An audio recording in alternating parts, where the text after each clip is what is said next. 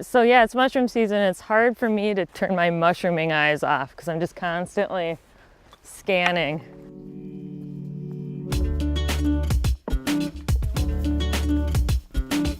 I feel most at home in the woods, and like we've been looking for mushrooms, I'm always looking for what else is in season right now. Bingo, lobster mushrooms. So you can just barely see them off the trail, but they're back here. So these are 2 birch trees that were harvested 3 years ago. Got a permit here from the DNR. And the better bark is up high. I get it in the summertime when the wild roses are in bloom.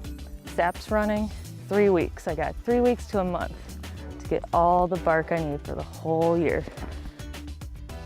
It's such a sensational time because of the feeling of the bark and it's wet and the sound of it popping off and the taste of the sap. Yeah, that's my favorite part of the basket weaving.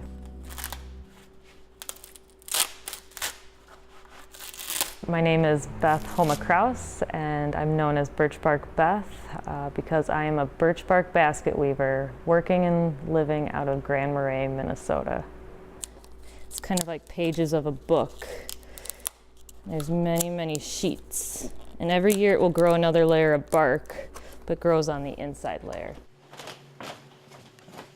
I will have a project in mind, but the trees definitely tell me what kind of project I'm gonna make, because they'll split in a way that I can control the split somewhat, but they'll split how they wanna split too. And I'll have different piles of different thicknesses of weavers, different lengths of weavers.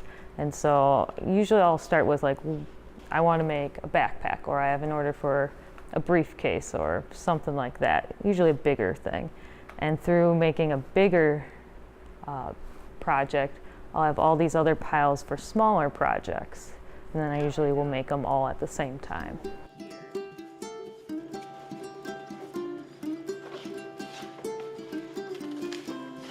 I feel like there's like an energy in the bark that the tree spent its whole life growing.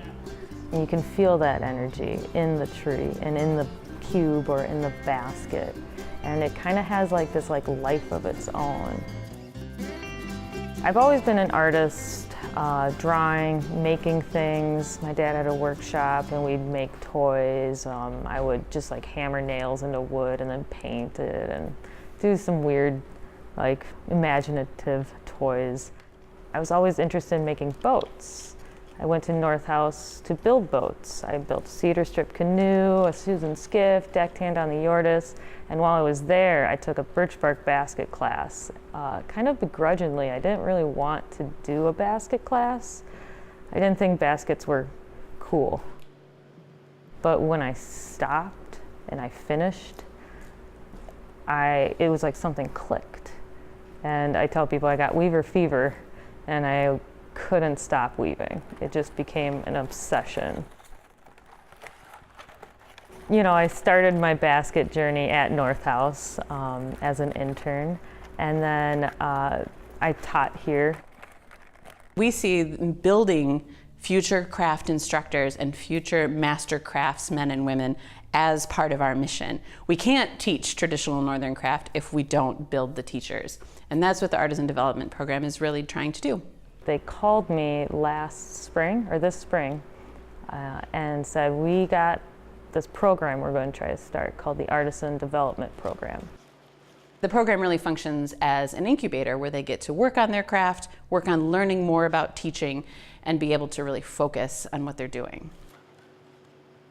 So I asked my fiance, like, I'm gonna have to move up to Grand Marais and do this. Should I do this? And we both were like, well, I'd regret it if I didn't. What we're hoping that the program offers Beth is a chance to try new directions, to experiment with different materials, and to really build a body of work. So she's not producing the same form over and over because that's what sells best at the next show on the calendar. I looked at all the masters and my mentors and asked them, you know, like, how long have you been weaving and how did you get so good? And they said, you know, you just gotta keep doing it.